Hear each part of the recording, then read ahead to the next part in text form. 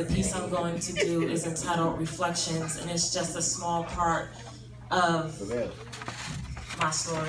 You know, I'm a survivor of domestic violence, and I kind of use this gift, if you will, to share my testimony. So enjoy. I never believed in monsters.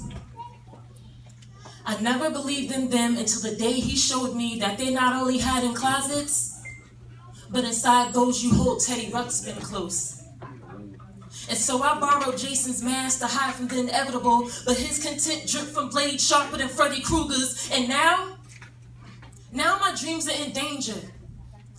Not hiding between stilettos and empty hangers, but inside I love yous. That meant I loathe you, lust between fornicating strangers. I believe he hated me. And maybe if I'd have seen it the first time he tight berated me, kick to the ribs, punch to the guts, anything to put the grade in me, he felt I deserved it. So as his hands verbalized just how worthless my pretty teeth were without a little blood to show off their purpose, my old positive made me oh so positive that the bitter copper taste lining my throat wasn't his prerogative. Amidst the traffic jam of broken thoughts, my broken heart was the most cognitive. I heard me crying, my self-respect buried in my sanity dying, same hands around my throat, I couldn't breathe but I kept trying. Reaching to my heavens, I saw God's tears and heard my grandmother sighing.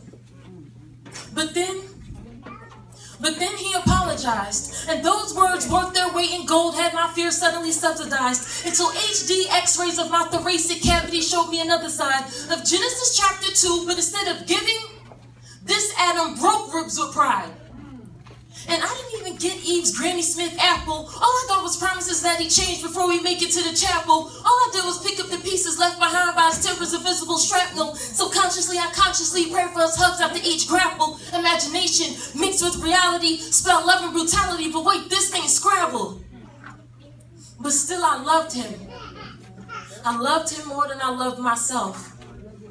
After names became more than nouns and verbally robbed me of self-wealth. After pain was more than a word but evolved to a verb predicated on my health. Tears full of spineless words like paperbacks on crowded shelves. I turned toward accusing mirrors pointing fingers at myself, while tan cover girl concealer made a heaven out of hell. I reached back into the recesses where my memories sometimes dwell, where smiles hid no stresses and didn't dance atop eggshells. I faced a stranger with my eyes who bought the lies he chose to sell. I told her truths she never believed until she faced the truth herself. I don't deserve this, and neither do you. So, bye now. Take a deep breath. Deep breath.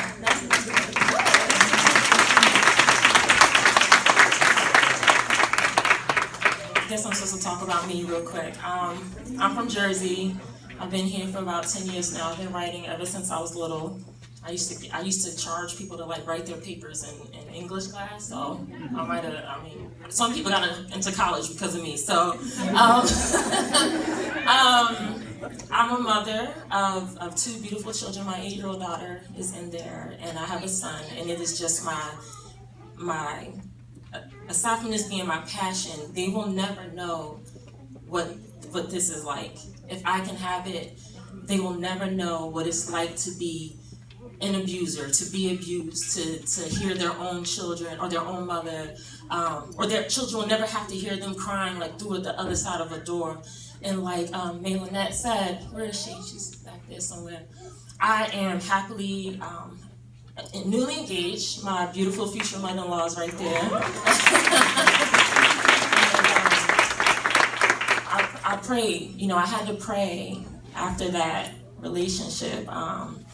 I had to pray for my heart to not be bitter, to not be angry, and I had to ask God to prepare me for the person that I deserved. I didn't want to be angry. I didn't want to be hateful. I didn't want to not trust men and think that every one of them loved blacking eyes and busting lips and breaking bones and all that not so good stuff. But I'll leave you with this. When you have a passion, when you have a goal in life, you have to go after it. You have to believe that you can make it.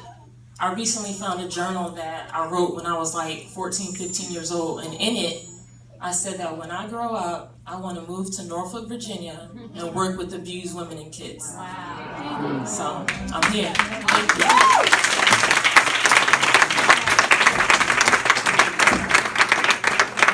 Beautiful disaster, y'all.